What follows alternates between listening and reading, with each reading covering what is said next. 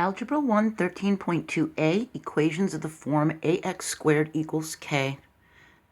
If you haven't watched videos 13.1a, 13.1b, or 13.1c, you need to do those first so you don't get confused or lost. We're in 13.2a now, and those really had some bearing on what we're about to talk about, all right? So when b, the coefficient for the x term, is a 0, in a standard form of a quadratic equation, see, this b is a 0. Well, we're not going to do 0 times x, are we? So we would completely eliminate that part of the equation.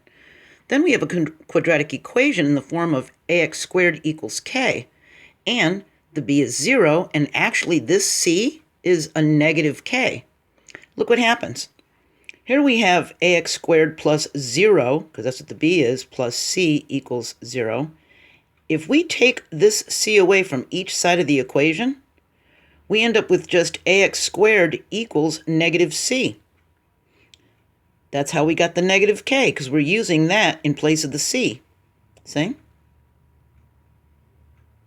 If that was a minus c, then we would add c to each side, wouldn't we? And then that would be a positive c.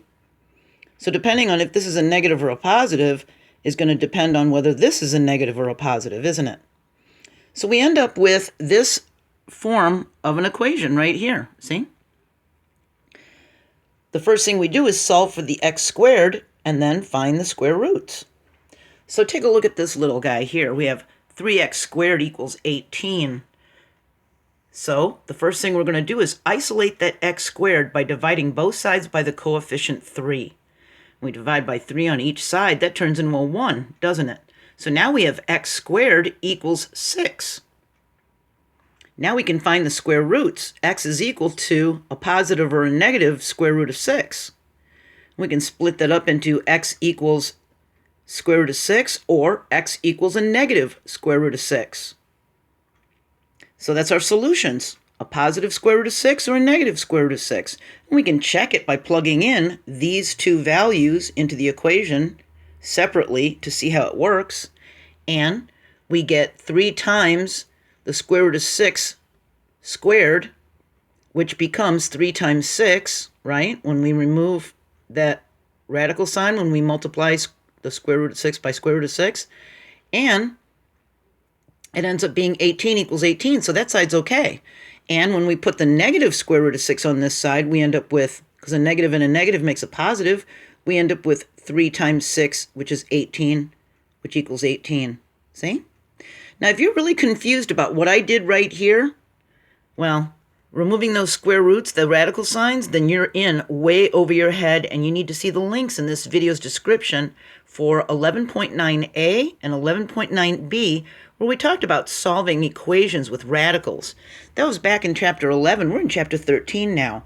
So if you're not understanding this part about how the square root sign went away, then you are way deeper than you should be, okay?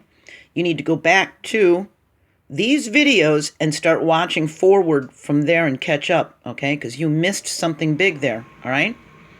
Now, to solve negative 3x² plus 7 = 0, we're going to isolate the x²,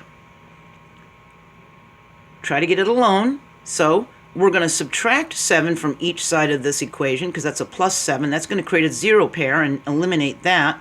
Now we have negative 3x² equals negative 7.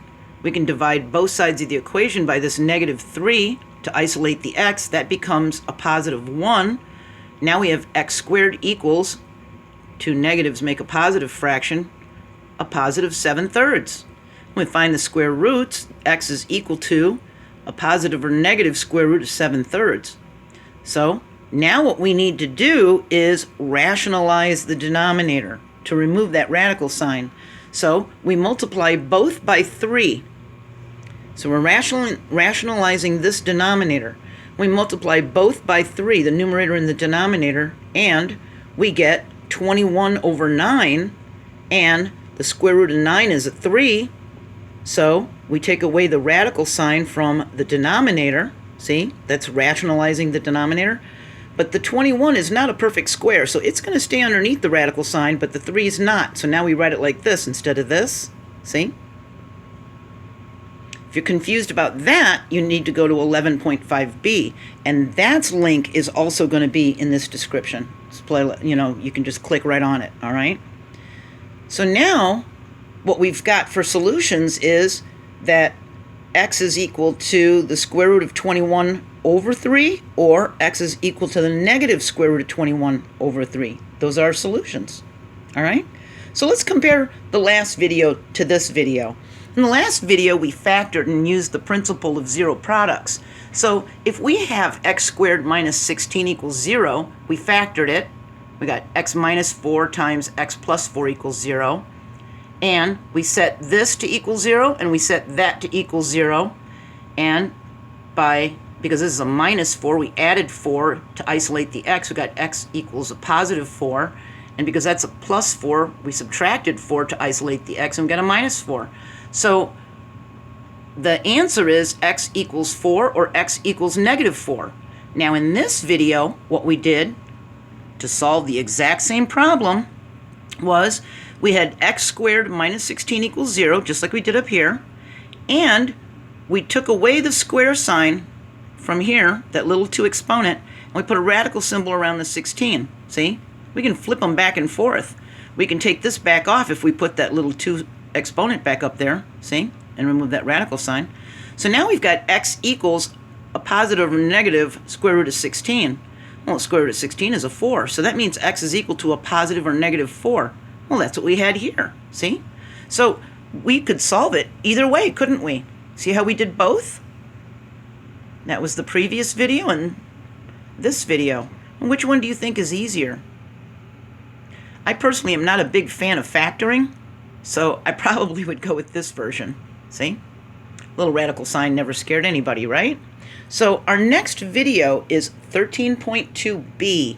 We're going to talk about the squares of binomials for quadratic equations.